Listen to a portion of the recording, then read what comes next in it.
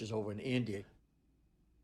That's Brother von Blomberg there. I don't know who this pastor is. That's Brother Baxter, Dad, and myself. And you remember the testimony I gave about the little girl that couldn't, the driver that took us those meetings?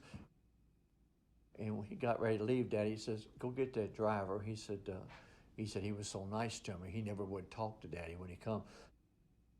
He said, "See if I can do something for him." And I said, "Okay."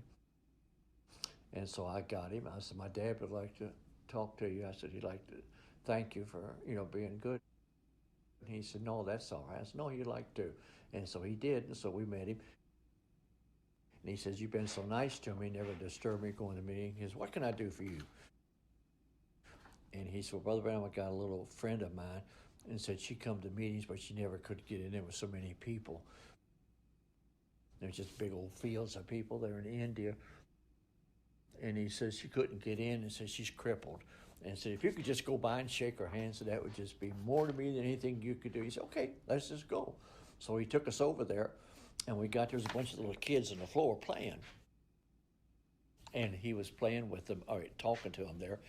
And when he got there, this little girl was in a wheelchair.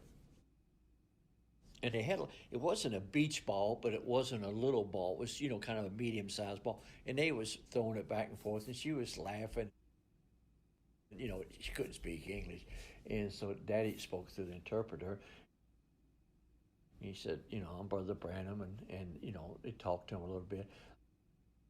And he says, "Do you like to play ball?" He asked her. And she says, and through the interpreter, she says, "I've never played ball." She says, "I can't walk in my arms." And Daddy said, "Would you like to play ball?" And she said, "Yes." And he just took that ball. He didn't even pray a prayer.